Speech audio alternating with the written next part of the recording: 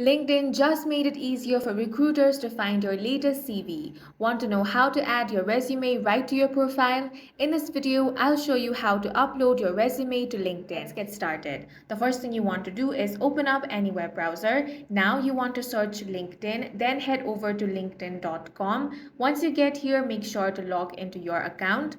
After you've been logged in, you want to click on your profile icon drop down. From here, select the option of settings and privacy. Now, on the left hand side panel, you will find different options. Go ahead and click on the one that says data privacy.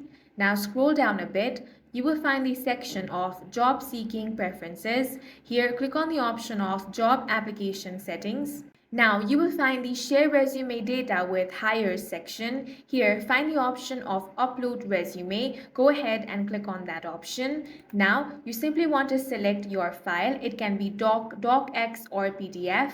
Once you have selected that, click on the open option. Now your resume will be uploaded. Once it has been uploaded, you can click on these three dots. You can either delete your resume from here or download it. And in this way, you can easily upload your resume. And that's it for this video. Make sure to hit the like button, leave a comment and subscribe for more videos like this.